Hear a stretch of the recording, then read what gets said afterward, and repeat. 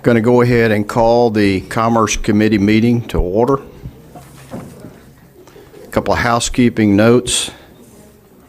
First, I want to introduce our Sergeant at Arms. We have 4 in the room. Jonas Cherry, I saw Jonas a minute ago, over here. Warren Hawkins, over here. Malachi McCullough, back there. And Thomas Terry, back door. We also have a number of house pages with us today. I'm going to call your name, and if you would, just stand up. We have Mary Grace Fields over here. We also have Landon Meyer. We also have Tyler Moore. And I hope I pronounced this right, Ava Ornowski. Welcome. Glad to have you here today. One other piece of housekeeping, we are also going to be using a WebEx for a couple of members. For those of you that are joining on WebEx, be sure that you mute your phone or mute your computer so that we don't get a lot of background noise. That's very important. And you'll be able to speak if you're recognized to speak. All right, first bill up today is House Bill 226, in predatory pet leasing. This is Representative Harris. Over here. All right, Representative Harris. Yeah, thank you. Thank you, Mr. Chairman. Thank you, members of the committee. A little background on this bill, because I'm sure you're confused about what predatory pet leasing is. So this was brought to my attention actually a couple years ago by a former member who, strangely enough, actually came across this while they were out canvassing for the campaign, and found that they came across a family who had bought a pet, or thought they had bought a pet from a pet shop, only to find out later that the contract they had signed was actually a lease, and they actually did not own the pet at all. And had they not made all the payments on that lease, on their payment plan, that pet would have been collateral that would have been taken away from them and repossessed. And so looking into this, we got in touch with the ASPCA, who has found that this is an issue around the country, and that there have been other states that have been proactive at trying to prevent this. Because again, when you're talking about a pet for your family, and you go to a pet store and you buy it, you know, that's a family animal. That's a part of your family, and you want to know that when you buy it, you do own it, and that if you aren't able to make the payments on it, that it isn't repossessed. That's not good for the family. That's not good for the animal. And so what this bill does is it basically prohibits those type of leases that basically has the animal serve as collateral. And so it's more of a consumer protection issue. It's an animal welfare and animal protection issue. Like I said, it's been New York, Nevada, and California have already enacted laws restricting this. The ASPCA is in full favor of this. The American Kennel Club is also in full favor of this. I know no known opposition to it, and would very much appreciate your support. Thank you. Questions from the committee to the bill sponsor? Motion? Representative Bradford. Yeah, I had a question, Mr. Chairman. All right. Thank you. Thank you, Representative Harris. So, you know, I actually am in the pet business, so I deal with pets on a regular basis. I deal with the Michelson Found Animal Organization, Best Friends of Animals.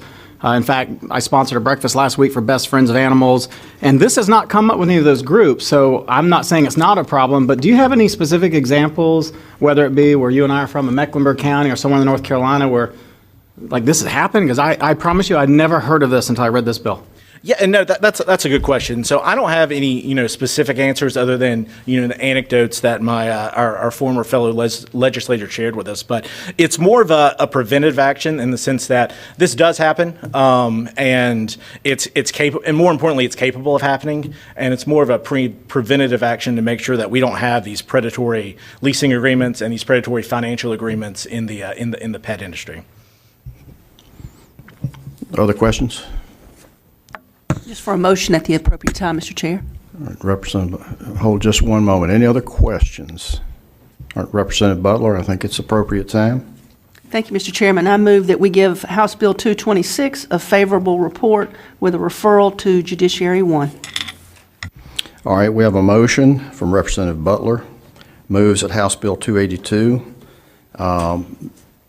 be given a favorable report. All those in favor? 226. I'm sorry, 226. 226, favorable report. All those in favor signify by saying aye. Aye. Any opposition? In the opinion of the chair, the ayes have it. The ayes do have it. House Bill 226 passes with a favorable report and will be referred to the Committee on Judiciary 1. All right. Thank you, committee. House Bill 282.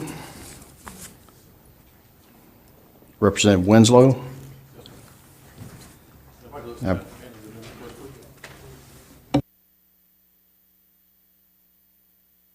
All right, I believe we have an amendment. Can we get those passed out?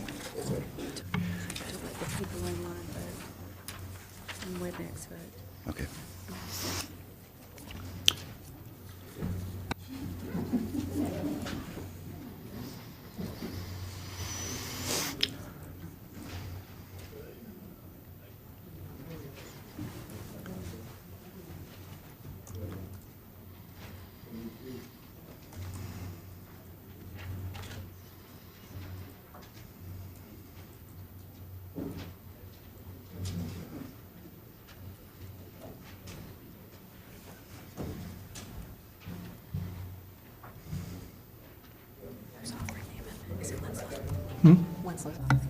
Everyone in possession of the amendment? Representative Winslow. Yes, sir. If staff would handle that for me, please. You're going to have staff? Yes, sir. If staff would All right. explain the amendment, please. Thank you, Mr. Chair. Bill Patterson with Legislative Analysis Division. If you're looking at the bill, it's probably easier to explain it. There's just a couple of technical changes. First of all, on line 14, beginning of section 2, where it says each agency or department, we're just adding the language listed in section 1. And then if you look down on lines 29 through 32, those provisions are being put up into subdivision 1, lines 17 and 18, because that's where they seem to belong better. And since we're taking out what is currently subdivision 4, we're renumbering current 5, 6, and 7 accordingly. So that's all the amendment would do. Any questions on the amendment?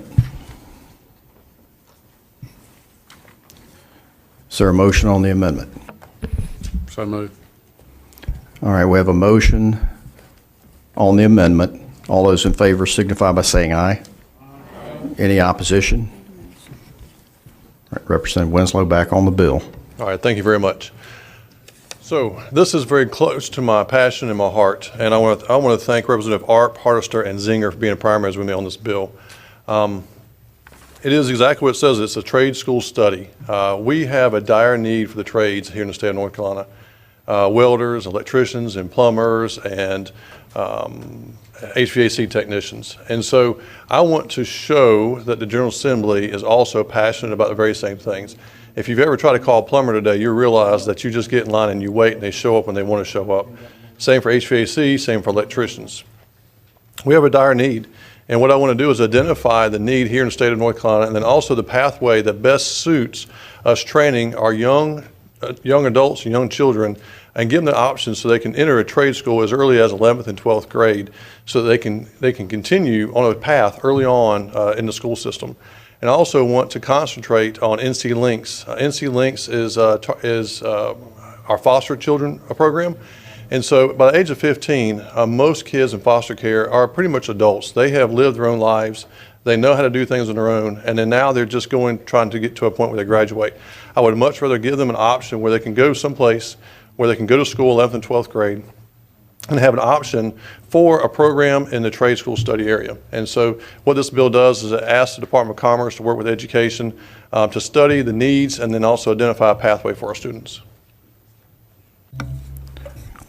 Questions for the bill sponsor? Just a few comments and then a motion at the appropriate time. I'd like to thank Representative Winslow for taking the initiative to recognize, first of all, the problem, and then hopefully over time we can all come up with some solutions. I would second the fact that there's a critical shortage of young people, particularly in the trades. When I got into the construction business in the early 80s, we had a deep bench. There were a lot of young people that didn't mind working with their hands. And now they're all aging out just like I am. But there is a need, there's a demand, and the pay is pretty good. Thank you, Mr. Chairman. Other questions? Go ahead, Representative. Thank you. It was 2 items I noticed that weren't on there, and that was auto mechanics, and they used to do brick masonry, and they used to do carpentry. Are those something that we're just not interested in right now? No, it's not that we're not interested in them. I looked at everything, diesel mechanics, auto mechanics. I mean, when we talk about trades, although this focuses only on these areas, it doesn't limit the study as a whole. Because we can add in, I mean, there's all kinds of the labor force that we can add to it, but this was just to try to simplify the bill. Other questions? Representative Tyson. Thank you, Mr. Chairman. I recommend that we give a favorable to House Bill 282 as amended and roll it into a PCS and refer it to, I'm sorry, but I don't know where it's going from here. Is it rules? Rules. To rules. Thank you, Mr. Chairman. Good. All right, I have a motion for a favorable report on House Bill 282. All right, I'm going to unmute. All right, you got it. All right, I have a favorable vote on House Bill 282. All those in favor signify by saying aye. Aye. Any opposition? You get that? All right. I've never used a WebEx before, so I'm struggling between the two. All right. All right, House Bill 282 has passed, and we'll move from here on to, it's a new PCS, unfavorable to the original bill with a referral to rules.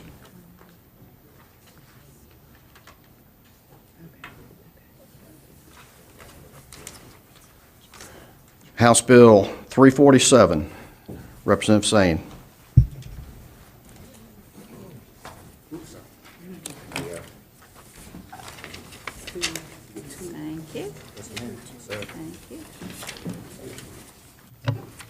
Thank you, Mr. Chairman. Thank you, members of the committee. I'd like to thank my co-sponsors, Representative Zach Hawkins, Representative Clemens, and Representative Bell, who are in the committee today with us.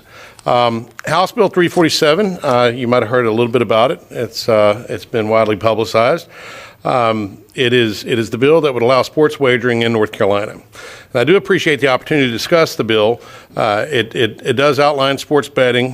During the last session, if you were here, you'll recall that there were 2 bills that ran in the House. My co-sponsors and I have taken a lot of the input from many of you about how to improve the bill, and through a very intentional process have incorporated that input into the House bill you have today. This is a truly bipartisan effort. The 4 sponsors are 2 Republicans and 2 Democrats, and we're joined by 52 other members of the House representing both parties. I hope, whether you are for or against the bill, you appreciate the effort to move something in a truly collaborative fashion. Since the 2018 U.S. Supreme Court decision in Murphy versus National Collegiate Athletic Association overturned the federal prohibition on sports betting outside of Nevada, 32 states plus the District of Columbia offer sports betting. 4 other states have legalized betting but have yet to implement it. Today, digital betting is available in 23 states, including our neighbors, Virginia and Tennessee. Sports betting tax rates range from 6.75% in Iowa and Nevada to 51% in New York. Our selected tax rate that you see in the bill is at 14% and slightly higher than the statistical average and our previous bill had a tax rate of 8%. Again, through our efforts and conversations, we've settled on a higher number. At $1 million per license, that tops the licensing fees of any state.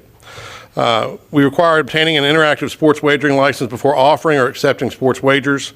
We require that the Lottery Commission to authorize at least 10, but not more than 12 interactive sports wagers to and from registered players on sporting events, which include professional sports, college sports, electronic sports, amateur sports, and any other event approved by the Commission. We require licensed applicants to submit an application and a $1 million licensing fee to the Commission. It requires the fee to be refunded if the application is denied, minus expenses. There are no number of intricacies in the bill, particularly where money goes. And I'd like to recognize my co-sponsor at this time, Representative Hawkins, to present some of that to you. Representative Hawkins. Mr. Chair. Thank you, Mr. Chairman. Really appreciate the opportunity. Thank you, Representative Sane, and to our co-sponsors for this bill. We know that some believe that gambling is a vice, and we shouldn't consider legalizing it. But much like we allow for taxes on alcohol and cigarettes, we can use this activity, this revenue from activity that is widely happening in our state for good. Secondly, by providing a regulatory structure, we will have a better understanding of what exactly is happening with regards to sports wagering in our state, and instead of ignoring that it exists. We know that it happens, and we want to make sure that we're bringing it from the dark into the light. As the sponsors have spoke already, we have spoken with other members, and we began crafting this bill. We wanted to make sure that a portion of the money collected went to some really good purposes. First, to DHHS for gambling addiction education and treatment programs. Secondly, to Division of Parks and Rec for grants of about $10,000 for the purchase of youth sports equipment and facilities. That's in every single county. Third, supporting collegiate athletic programs at Elizabeth City State, Fayetteville State, North Carolina A&T, North Carolina Central, UNC Asheville, and UNC Pembroke, as well as Winston-Salem State. And then from there, and then we'll make sure that from there, North Carolina major events, games, and the rest of that revenue goes to the general fund. And so, as you can all inevitably also know about this process, we are going to propose a committee substitute that will go to finance, and that will add UNC Wilmington, UNC Greensboro, and Western Carolina. One last point that I want to make is that we are making sure that we're also looking out for every single county in another way by working with the North Carolina Outdoor Heritage Council for grants and specified amounts and the discretion of the council for the following purposes. Ensuring that if a sports team in a county needs to have assistance to travel in-state or out-of-state for sporting events and team activities, they can apply for grants for that purpose, as well as to attract state, regional, and national sporting events, as well as tournaments to their area. And so in addition to the major events, games, and attraction fund, we want to make sure that every single county, again, has something to get out of this bill. And so we're really proud of the bipartisan effort that this has created, and all the conversation and all the feedback. We're proud of the process, and we look forward to working with you on this, and glad to take any questions. Mr. Chairman, I'll just close out if you don't mind. There is big money in sports, as we know. We've got professional teams here in the state, the Panthers, the Hurricanes, the Hornets. I was just at a Hornets game the other night with my son. We are consumers of sports, and I want to ask anybody how their brackets are doing. I think we're all well past that after this past weekend. But we do follow sports, and part of that, too, in the bill is the Major Events, Games, and Attractions Fund. We want to make sure that we're always one of the first destinations that these events look at as they plan these events. If you went to the outdoor hockey game, it was amazing to see that here in Raleigh just a couple of weeks ago, particularly with the weather the day or two before. Was wondering about the ice, but they had it ready, and it was a lot of fun. But it brings, these type of events do bring a lot of money into our state. We feel like this is a responsible way to approach this issue that's happening. We know that our neighbors are doing it. We are losing revenue to Virginia, to Tennessee. South Carolina is considering a sports betting bill now, as is Georgia.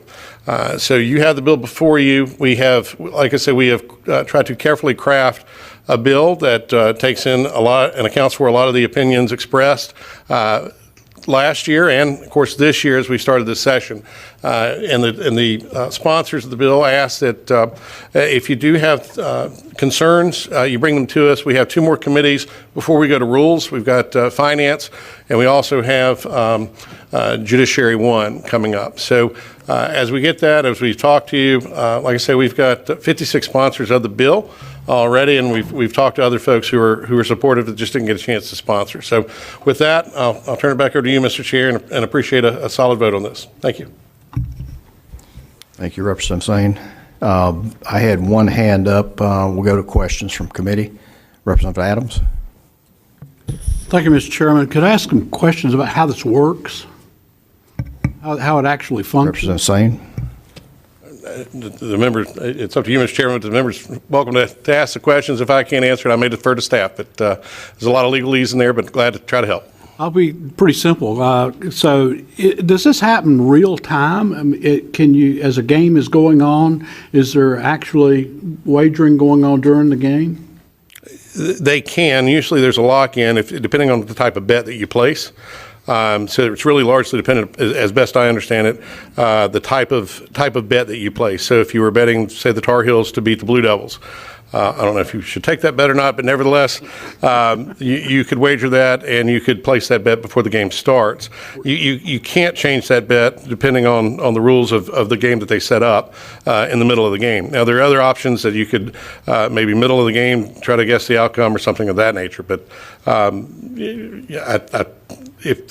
hope that answers your question. But Follow up? Follow up. Yeah. Well, could you place a second bet during the game? I'd probably have to defer that to either staff or to some of the providers. Staff? Is there a staff member that could answer that question? Representative Ross, this is Erica Churchill. Representative Adams, I believe that would depend on this interactive sports wagering operator if they wanted to allow you to do that. The language of the bill would make that a possibility, that you could place a bet during the game. Follow up? Follow up. So you could place a bet before the game, and then if the game wasn't going to your satisfaction, you could, rather than alter your initial bet, you could place another bet. Is that correct? Mr. Chair. Staff. I don't know that there would ever be an opportunity to alter an already placed bet, but yes, I believe you could place a second bet. But again, that would be up to the interactive sports wagering operator whether they wanted to offer that opportunity. Follow up? Follow up. Would this in any way be restricted to, is there any apparatus available that would restrict betting by the players or by the families of the players? Representative Adams, the bill does prohibit a player betting on a game that player is participating in, as well as the coaches and I believe the other members of that team. However, there would be no restrictions on their family members. Thank you very much. Thank you, Mr. Chairman. Thank you. Other questions? Representative Eiler. Thank you, Mr. Chairman. Thank you, Representative Sane. Several concerns. One is, I think I understand English, but there's a lot here, and I'm not sure I get all the terminology. Is betting available at sporting venues if I go to the Panther Stadium? And part two of the question, if I go to Cameron Indoor Stadium, will I be able to bet at this professional venue and the college venue, or is it all online or in person? Or can I get a handle on that? Mr. Chairman. So you would be able to do that. This bill would allow it to, you could do it at a venue. There are 10 to 12 locations provided for in the bill.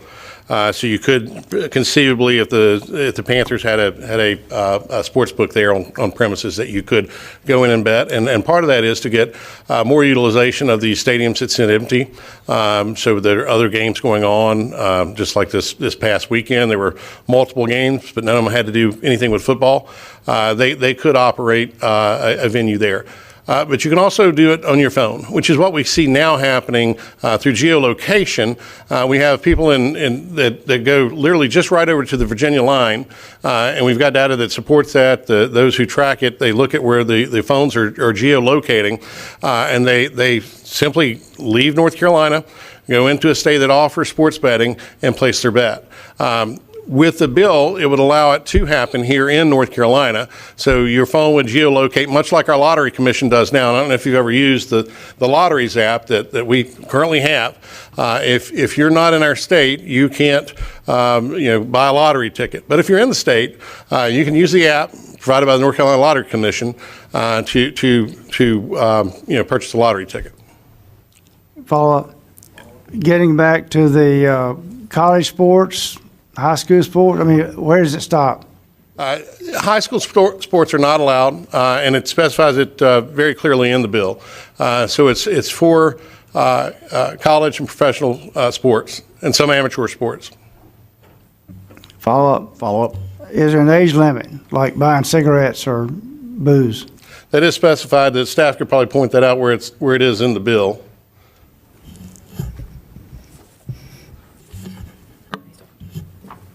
Staff, could you give us that line number? Yes, sir. Page 14, line 39, any person under the age of 21 who engages in sports wagering is guilty of a Class 2 misdemeanor. Follow up. Possibly the last one. The operator, who is going to be responsible for checking IDs and the person at the window, the operating CEO, or how's that going to work?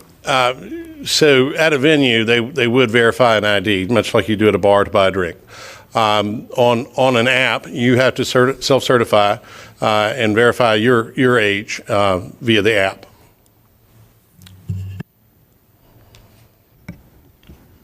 Other questions? Representative Butler? Yes, Mr. Chairman, I know that there are a couple of amendments. I didn't know what order we might want to look at those or not. I have two amendments here. Doesn't have which amendment is which. So. One of them is mine. All right. Well, we will hear what is your amendment number? Sir, mine is AST-9 version 1. All right. We have that one. And Mr. Chairman, I am the other amendment. Okay. I've got that one too. Or does everybody have a copy of the amendments? All right. Representative Butler? Thank you, Mr. Chairman. I have a few comments to make about the bill, but I'll offer this amendment first. What this amendment does is it limits the ability of someone placing a wager. It excludes their ability to use credit card debt to make that wager.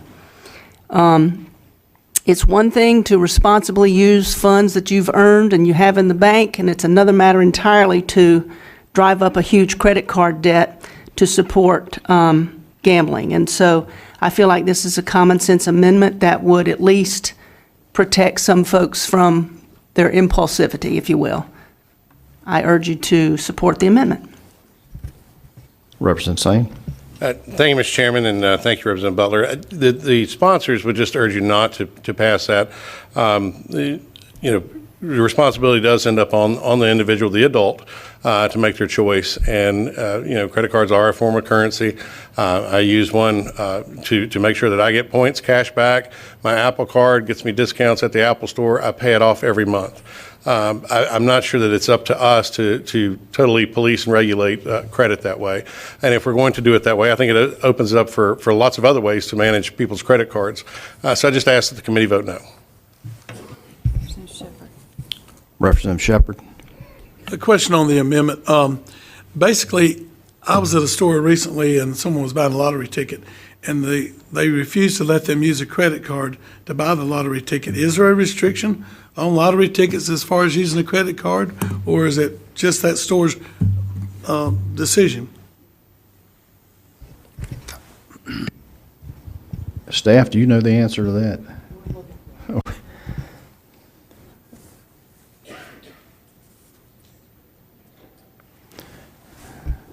committee stand at ease just a moment.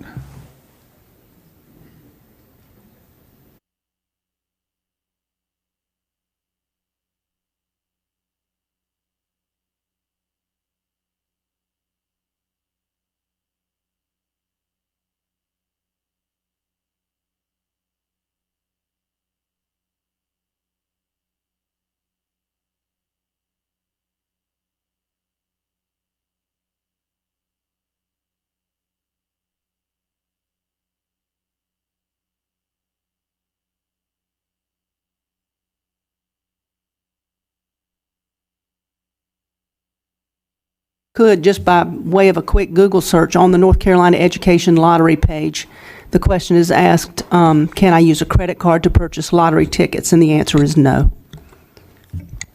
Thank you. Mr. Chairman.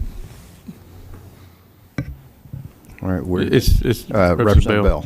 Thank you, Mr. Chairman. Also, if I'm not mistaken, they do have kiosks through the lottery system that you can use, and they have online platforms online. So if you're actually looking at trying to purchase technically a lottery ticket, paper ticket at the store, you would need cash. If I'm not mistaken, there are other ways that you could purchase or play the lottery through credit cards or electric-based transactions. Thank you. Representative Bradford. Thank you, Mr. Chairman. Well, I understand the spirit of the amendment. I would just say that, I'm familiar with processing tens of thousands of transactions a day with a tech company, and credit cards are by far the dominant form of payment, and it is noteworthy that credit card, you can get, consumer protection, because if I'm not saying you can say I made a bad bet and I'm going to rescind that charge, but the reality is there are consumer protections built into credit cards where if someone got a hold of your credit card and used it for betting, you could go and dispute that. And if you were using cash, you would not have that same form of protection. So while I understand, I think the spirit of what's trying to be done here, I just think it's unrealistic to take an online platform where credit cards are absolutely the dominant form of payment. People do work those credit cards. There's a site out there called the Points Guy that is telling people how they can use points to get other things, and people really take that to heart. So I would also oppose it only because it's such a popular form of payment, and it's more of a practical matter, in my opinion. Representative Bell. Thank you, Mr. Chairman, to comment on the amendment. And members, I would just agree with Representative Bradford. Also, I'll take it a step further. If I wanted to pull my credit card out and go get cash back, I can run up as much debt as my credit card limit is in cash and pull that cash directly out. So I really don't see a need for the amendment. I understand.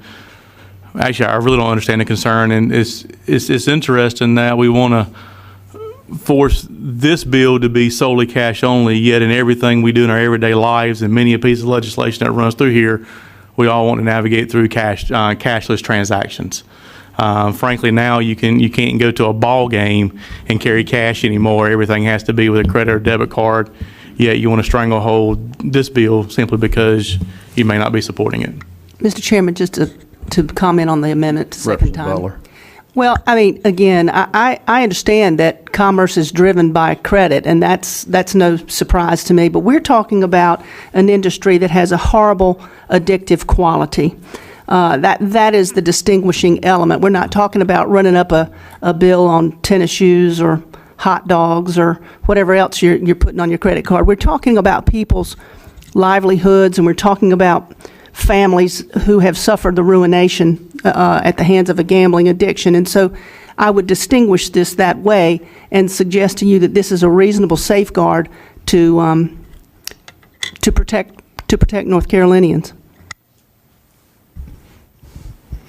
Are there questions or comments on the amendment?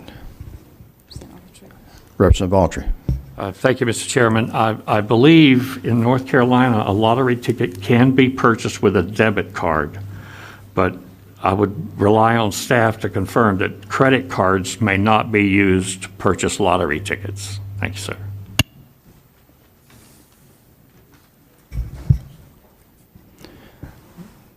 Staff, do we have a confirmation on that? We do not have a confirmation yet, Mr. Chair. Statutorily, I do not believe the lottery ticket sales are restricted in any way, fashion, or form between cash, debit card, or credit card. I believe the Lottery Commission may have established a policy for such, and we will try to confirm that and get the information back to the committee this afternoon.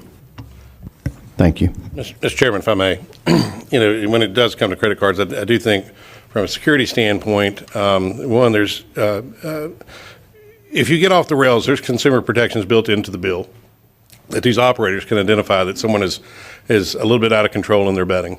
But I also say, just as a simple plug as far as your own personal security, anybody listening, I have it's not a plug for Apple Card, but I've got an Apple Card right here. There are no numbers on it. It is the most secure card that I use. I use it at the pump. Used it just a little while ago to buy some very expensive gas to fill up my tank. But if I look at my bank card, it has numbers on it. It is, I would say, least secure. I'm not going to show you those numbers. Couldn't get much anyway. But nevertheless, but there are protections, to Representative Bradford's point, that are built into part of the when the credit card company offers that to you, and they do have age verification and to find out whether or not you're credit worthy or not. So I just wanted to point that out. Thank you. Other questions, comments on the amendment? Is there a motion on the amendment?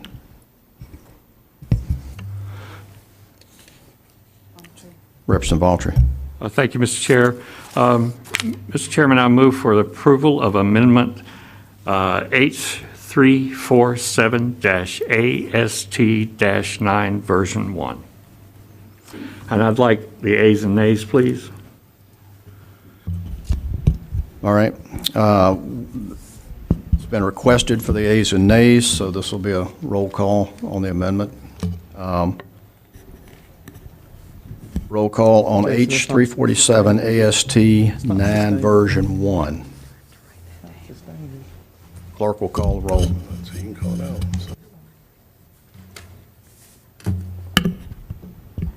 Representative Adams? Representative Adams? Yes. Representative Autry? Yes.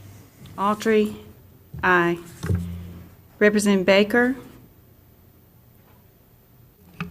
Aye. Baker? Aye. Bradford? No. Bradford, no. Brown? No. Brown, no. Butler? Yes. Butler, aye. Wheeler? No. Wheeler, no. Representative Cunningham? No. Cunningham, no. Everett? No. Everett, no. Representative Kyle Hall? Nope. Hall? Excuse me. Hall, no. Howard? Howard's not here. Representative Eiler? Eiler? Aye. Johnson? No. Johnson, no. Lofton? No. Lofton, no. Representative Moss is not here. Garland, Representative Garland Pierce? Yes. Pierce, aye. Pike? No. Pike, no. Reader? No. Reader, no. Representative Sane? No. Representative Sane, no. Shepherd? Aye. Shepherd, aye. Sossaman? Aye. Sossaman, aye. Strickland? No. Strickland, no. Tyson? No. Tyson, no. Winslow? No. Representative Winslow, no.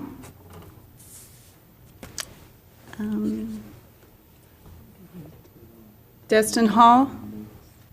No. Destin Hall, no. Stevens is not here. Brendan Jones? No. No. Representative Ross? Do you want to vote? Again? No. No. Representative Ross, no. Representative Bell? No. Bell, no. Mm-mm.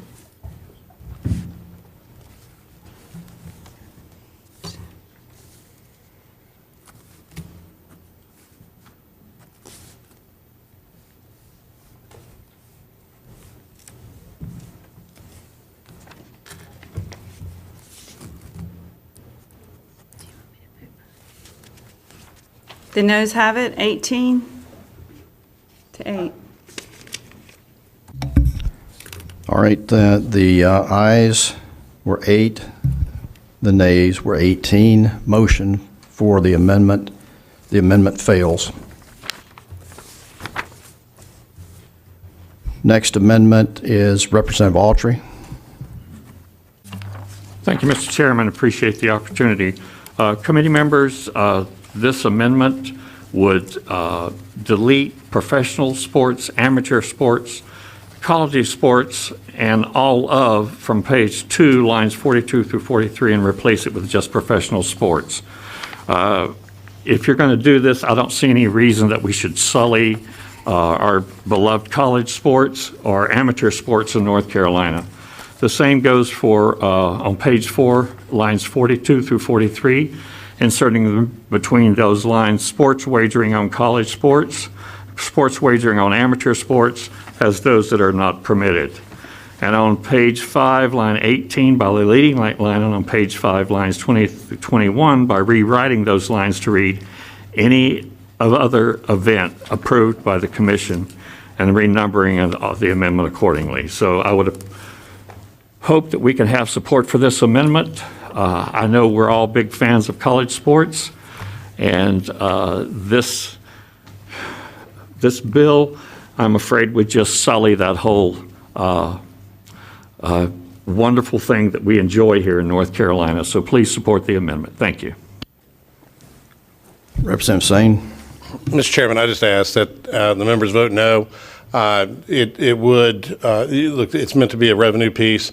If you take out college sports and the other sports, I think this would, we would fall way short. If you look at the governor's budget, he projected in the first year, I think $85 million that would come into the state. That would severely handicap the intent of the legislation. So I just ask that the committee vote no. Committee, Representative Autry. Mr. Chairman, could I have the ayes and nays on this also, please?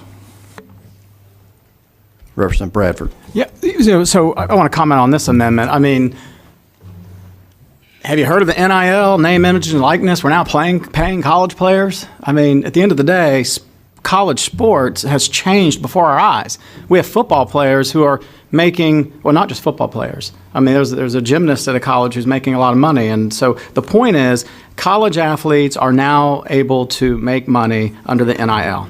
And so therefore, it is clear that college sports is a big business. The playoffs for football is going longer, more games, and I love every one of those games, by the way. I think it's wonderful. So to take this out of the bill would be it's like a catfish amendment, just it kills a big part of it. So because college sports is so incredibly popular across the country, especially with the NIL, it just, to me, sort of defies the whole spirit of what we're trying to do to allow people to bet on those games, because it is such a big part of our fabric of athletic society. So I hope you'll vote no on it for those reasons. Thanks. Other members? Representative Bell. Thank you, Mr. Chairman. Just a comment on the amendment. Members, it's actually interesting, and Representative Bradford hit the nail on the head with the NIL deals, but also if you look into what other states are doing around us and throughout the country, this actually would put us out of compliance if you remove all the college and amateur sports, which doesn't mean that betting will all stop on college and amateur sports. Just everybody outside the state of North Carolina will be able to do it, not the folks here in North Carolina. And then I take it a step further, and a big piece of this bill is trying to provide much needed revenue to some of our smaller universities. I look at the good work this going on at Elizabeth City State. This bill would actually benefit the athletic departments of Elizabeth City State, A&T, Fayetteville State, Winston-Salem State, and so on, even my alma mater, UNCW. And it's a big way that these folks can help generate enough money to sustain their athletic programs and venues, which many of you in here visit weekly. So I would hope that we would shoot down this amendment and move forward on the bill. Representative Autry. Thank you, Mr. Chairman. I think that is an interesting comment and an interesting piece of discussion. But as college sports are so important and so ingrained in our culture here in North Carolina, this shouldn't be about the money, the revenue. If we wanted to fund those programs, we certainly are the body that has the capacity to do that, and do that pretty well, by the way. So I just think that allowing college sports to be gambled on and sanctioned by the state would just sully all of those programs. So thank you, sir. Representative Adams. Thank you, Mr. Chairman. Did I understand that if this were to pass, that this would cost $85 million? Is that the number that I heard correctly? Representative Sane. I'm not sure your phraseology, sir, is correct. Would cost us $85 million? Would bring in $85 million. So this portion, if this were to pass, it would reduce the amount of revenue by $85 million? I don't know what the exact amount would be, sir, but it would severely limit that. Plus, what you would do is, as the practice has been and is currently, as those who leave our state to go place their bets on college sports, you'll simply be funding projects in Virginia and Tennessee, because we know that there's about $4 billion being bet in our state right now from North Carolinians, but that's leaving our state. Well, essentially what you do with the gentleman's amendment is send that money, as it's currently being sent, to other states, and those who are betting on college sports are going to continue to bet on college sports. We're just not going to realize the revenue as it comes to us. Thank you. Representative Cunningham. Thank you, Mr. Chair. I would ask that we not support the amendment. Mostly what was written inside of the bill pertaining to those 7 universities is a deal breaker. It really is, because the benefits of doing this will come back to our institutions, and some of the institutions that have not fared well, and this is an opportunity to even the playing field. Thank you, Mr. Chair. Any other comments on the amendment? All right, we're going to have a roll call vote. Clerk will call the roll. And if you would, members, please turn your microphone on so that the system picks it up. Adams? Yes. Adams, yes. Autry? Aye. Autry, aye. Baker? Baker, aye. Bradford? No. Bradford, no. Brown? No. Brown, no. Butler? Aye. Butler, aye. Wheeler? No. Wheeler, no. Cunningham? No. Cunningham, no. Everett? No. Everett, no. Hall? No. Hall, no. Eiler? Yes. Eiler, yes.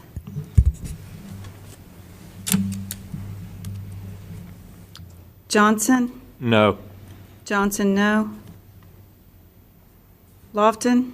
No. Lofton, no. Pierce? No. Pierce, no. Pike? No. Pike, no. Reader? No. Reader, no. Sane? No. Sane, no. Shepherd? Yes. Shepherd, yes. Sussman?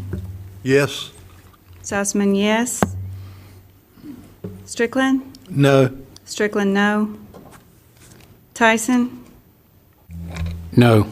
Tyson, no.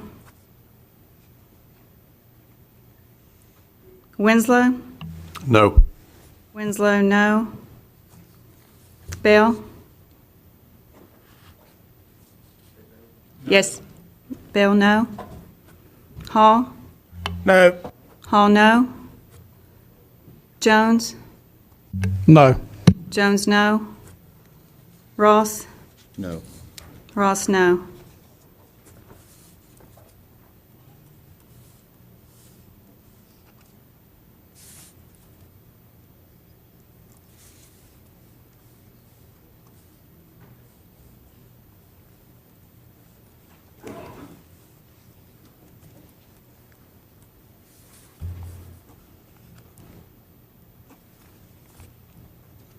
The noes have it, 19-7. All right, with the noes 19, yes 7, amendment AST 8 version 1 fails. Now we're back on the bill. Comments on the bill. For a motion? Mr. Chairman, Representative Butler. to speak on the bill, sir. All right, go ahead.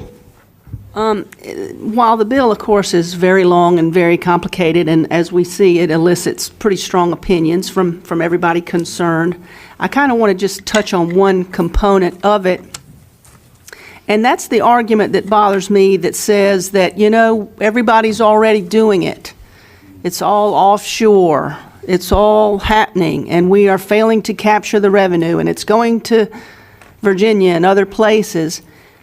Well, you know, there are going to be people certainly who are bound and determined to gamble. We know that. And if they have the technical skill to manage it and they know how to figure out how to skirt around the pay firewalls and all that sort of stuff, you know, but we are powerless to stop it. And if somebody is addicted enough to gambling to drive to Virginia to place a bet, well, then they need to call the hotline immediately, but that's just another element. But it is a fiction to suggest that the amount of gambling in this state or anywhere else is fixed and that we're just shifting it from the illegitimate offshore place that it's currently located to a regulated and controlled place. We know that gambling is going to exponentially increase in North Carolina if we go down this path. We only need to look to New Jersey to see that, where their $1.2 billion gambling threshold shifted to over $10 billion in 4 years' time once they went down this road. So gambling is going to increase exponentially. It is also statistically proven that 13% of those who are doing gambling in New Jersey have a problem with it, a big problem. And so, you know, why do we want to facilitate something that we know has the capacity to destroy that many people's families? You know, the sky's the limit when you've got these unrelenting ads and it's constant. We know that young people, impressionable people, are going to be particularly vulnerable. You know, if we thought that people recreationally gambled responsibly and within limited parameters and on a budget, that would be one thing. But the numbers don't work for the house when it's like that. So we are knowingly sanctioning additional abusive behavior, excessive behavior, uncontrollable behavior, and heartbreaking behavior. And I read a quote, and I think it's pretty apt, and I'll leave it with this. There is one sure way to get nothing for something, and that's to gamble. Thank you. Representative Sussman. Yes, thank you, Mr. Chairman. Does the app have any restrictions on the amount that can be gambled, betted, et cetera? Well, Mr. Chairman, if I may, there's not one app, just so that we're clear. So they're different vendors, they're different operators. So you could have DraftKings, you have FanDuel. There are some people in the audience that represent those companies that I think probably better able to answer that question to what you're getting at, Representative Sossaman. I don't know if any of them want to stand up and answer that question. If not, maybe we can rely on the staff, but I don't see anybody jumping up to do that. But so anyone back there want to speak to that? Seeing none. Staff may be able to answer that a little better, but just so that you understand, different apps, I mean, essentially work the same way, but they are different. Follow up. My concern is a gambler, because in my profession, I have had to pick up the pieces. And it's not pretty, and anything I can do to keep those families from being destroyed, I'm certainly going to do it. I mean, I see the direction we're going in, and there's very little I can do other than being a watchman on the wall and cry out loud. But that's my concern. If we had some way to regulate it where there was real restrictions, it would be different, but it seems like we don't. But Now, Mr. Chairman, if I may, and maybe I don't completely understand your question. So you're asking, is there a way to restrict the amount of money that's being spent? There is that. So built into the bill, the regulators, because understand what the operators do not want you to be a problem gambler. You're not a good customer. So one, they have in their algorithms, they can detect when someone is consistently betting, losing, pouring money into the thing. They can, as an operator, shut that person off. So that feature is in there. There's also what's known as overheating. So you get too excited, you can self-regulate. That you can say, this is my limit, or this is, please do not allow me to bet for the next 30 days, next 60 days. You can opt into that on your own. So that if you just don't think you can resist it, but you're thinking that might be a bad thing for you, you can put that into, on your own initiative, do that. So there are safeguards in that regard. Okay, thank you. Sure. And glad to talk with you more about it. Sure. Other questions? Representative Autry. Mr. Chairman, I respectfully ask to get ayes and nays again, please. Representative Sane. Yes, for a motion. Mr. Chairman, I move that House Bill 347 receive a favorable vote from this committee, referred to finance, with a referral to finance, sorry. All right, committee members, you've heard the motion. Now the clerk will call the roll.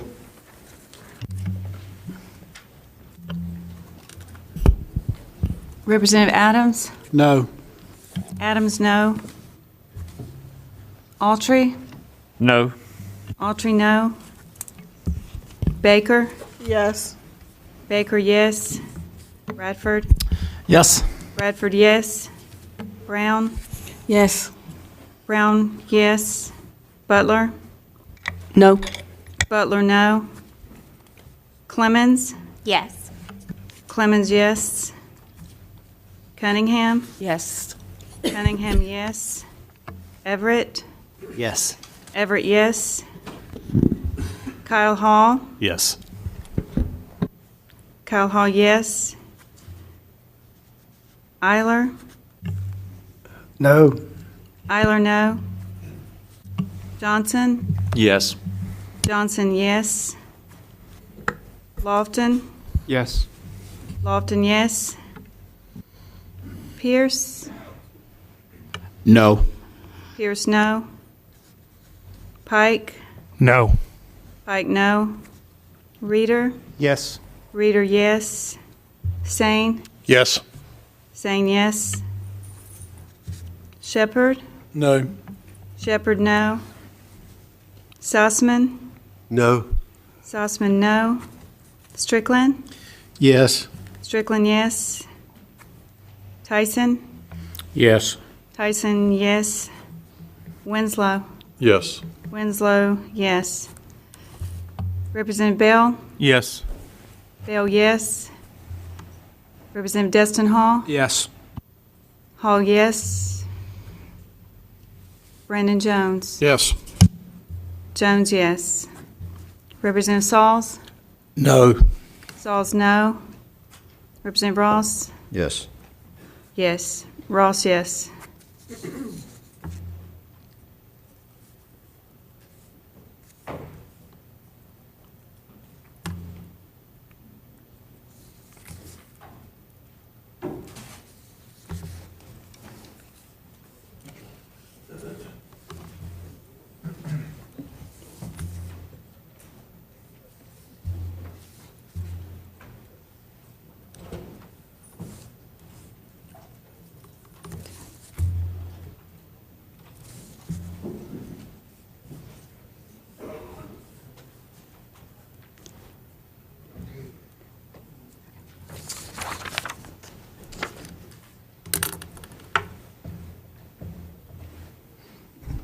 All right, the ayes have it 17, the nays are 10. House Bill 347 passes Commerce, and we'll move on to Finance. Thank you, Mr. Chairman. That's all the business we have today, so the committee is adjourned.